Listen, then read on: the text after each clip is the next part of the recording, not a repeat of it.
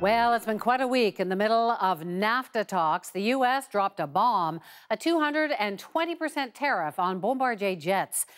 The Heritage Minister introduced her long-awaited Canadian culture policy, and New Democrats go to the polls. There could be a new NDP leader as early as Sunday. Plenty for At Issue to discuss. Althea is here in Toronto tonight, so is Andrew, and Chantal is in Montreal. So, Andrew, I'm going to start with you. 220% tariff on Bombardier jets. If this goes through, which it may never, it will be the biggest tariff ever imposed. The supposed reason for applying this is because of subsidies from the Quebec and the Canadian government. You've always been a huge fan of subsidies to private business. Are you actually arguing that this was deserved? Well, you know, there's lots of hypocrisy on both sides of these things. Everybody's hands are dirty in the international airline business. Nobody's disputing that. But the reality is, A, that other countries are going to subsidize their airplanes and they got deeper pockets than we do. And B, and particularly with the United States in its current frame of mind, they're going to take a dim view of ours and they can make life miserable for us. So it's not at all surprising that the U.S. Commerce Department decided that we were that Bombardier was guilty of this, or the government was guilty of subsidizing. The size of the countervailing duty is enormous and unexpected, but the action was not. And you know, it's not looking great for Bombardier. They bet the farm on this CSeries passenger jet, and then they ran into trouble on that. So they bet the farm that they could get a lot of money from the federal and Quebec governments and somehow squeak through. And now they're betting the farm that, you know, that when this is finally reviewed by the International Trade Commission in the United States, that they'll dial the tariffs back. And for their sake, I guess I hope they do. But sooner or later, when you bet the farm that often, you lose the farm. So, Chantal, it really does send a signal, not just to Bombardier, but to, we're in the middle of trade negotiations here. Where is this heading? Even if we had not been having this third round of renegotiation of NAFTA, this would have been a shocker because it sent an unexpectedly strong signal to Canadian officials and all provinces that the meaning of protectionism under the Trump administration was a whole different thing than people had been expected. In all capitals, Quebec, Ottawa, Queen's Park, the expectation was that Boeing had asked for an 80% levy and that they would pretty much get what they want. 220% is a lot of percentage added, and it's very political. And I think this was not just the Bombardier issue, but the week of the ice bucket at the NAFTA talks, in the sense that increasingly, I think the Canadian government is realizing that the U.S. is coming to the table with very little give and take in mind. It's interesting, Althea, the Prime Minister is heading off to Mexico to meet with Peña Nieto and to Washington next week. One's got to assume that NAFTA is going to come up in some of the discussions. What's your sense of where this is going? Is it going anywhere? Well, yeah, to pick up on Chantal's point, I think that a lot of people around the table are starting to think that maybe the Americans don't actually want a deal and that they actually want an excuse to pull up and say, oh, we could not get an agreement, and basically hand this hot potato off to Congress. And on the Canadian side, though, it seems like there's a willingness to reach out to Mexico and show them some love and respond to some of what I'm told are ridiculous proposals being put forward on things like seasonal fruit and textiles and really aimed directly at Mexico. So I think there's an effort to show a common front there. Well, you also saw this week, and Bombardier was the excuse, but I would argue that the federal government's response was no longer just about Bombardier. The Prime Minister, I think for the first time since the Trump election, singled out the U.S. administration and not just Boeing in the House of Commons, and said he would stand firm in the face of challenges coming from Boeing and from the American government. So I thought that was one level up from the language they've been using. Ditto in the debriefing of Minister Freeland on the talks. So I think you're going to see the playing Mr. Nice. If you're going to be failing at the end, is not going to be the first line of the government anymore, increasingly. Also, if there's no deal to be had. They do seem to be positioning themselves for the inevitable failure of the talks. You can see that, it seems to me, with they're taking the hardest line on things that they should be willing to give up on, things like supply management, but also in putting onto the table things that there's no reasonable expectation they would get on things like a climate change chapter or an indigenous rights chapter.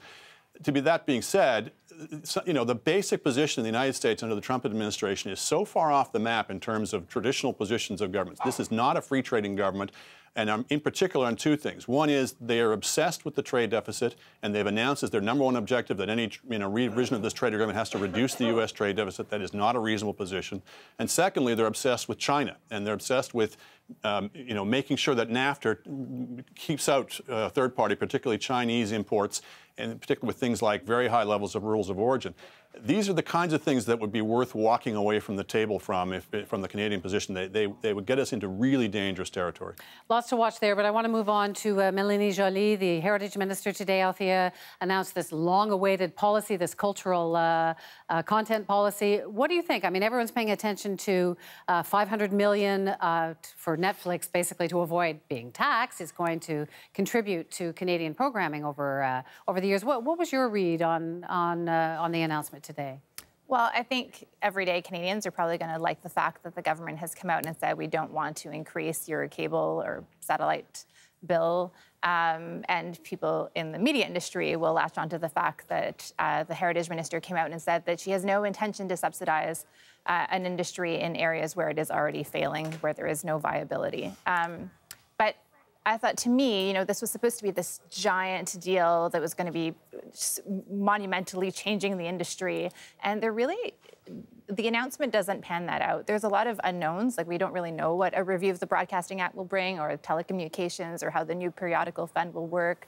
But there isn't this monumental change that perhaps some people were expecting. Chantal? A lot of journalists are going to be interested in the notion that there was no help for the print media, while there was a lot of demand for that.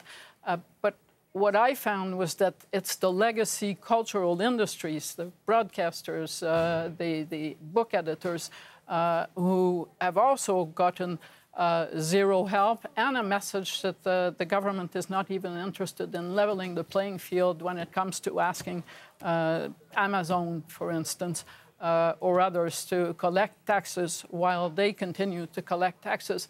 And what that seems to say is that when Minister Joly says we're not going to extend money to industry models that will no longer work, I don't think that we should take that to mean just the print media. There seems to be a contention from this government that the existing cultural model does not work. It should trouble probably people in the cultural industry. The solution the government has found is to turn to American giants to decide what should and should not be produced by Canadians. What do you think, Andrew? Is that fair? Well, it was definitely a damp squib, given the expectations that were raised.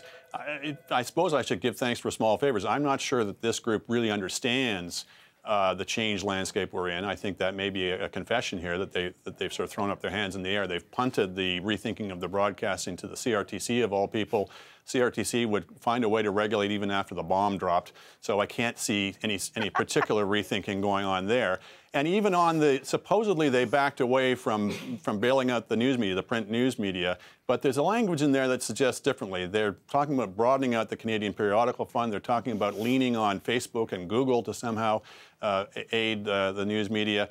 And fundamentally, you know, simply saying you're not going to bail out non-viable business models. No government ever says they're going to bail out losers. They always say, oh, this is just to help them turn the corner. And there's language in there about, you know, helping out with digitization and with innovation. I'm suspicious that they're still going to find some way to help out the news media, and I don't want their help. I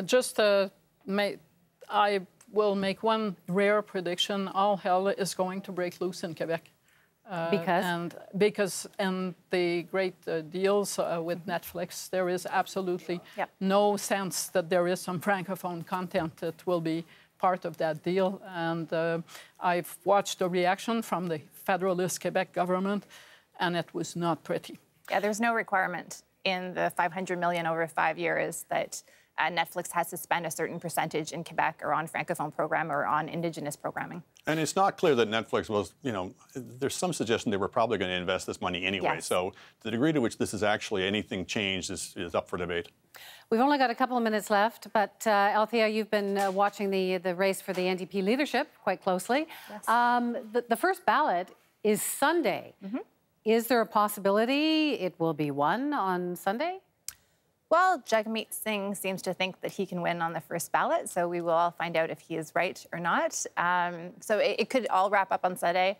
If he gets around 40%, then maybe there will be some interesting movement to watch for the following week on October 8th, when the party meets again in Montreal, if it goes to that round. And so the way it works is kind of like Canadian Idol.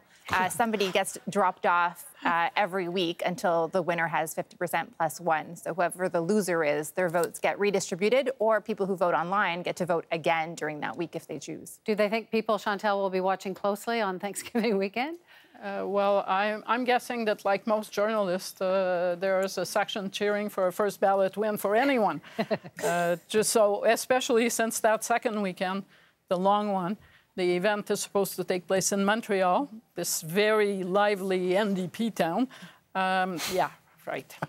What's your sense, Andrew? You've been watching this? I just would say I hope for his sakes that he does win on the first ballot, because he's been cocky about it. Usually in politics you say, oh, well, the people will have the last word, and I'm not making any predictions. He's more or less flat out said, I'm going to win. That's not the kind of language that endears you to people who are on the fence or people who are in other camps. So if he doesn't win on the first ballot, it'll be interesting. Well, we covered a lot of ground tonight. Thanks to all three of you. Thank you. Thank you. Good night.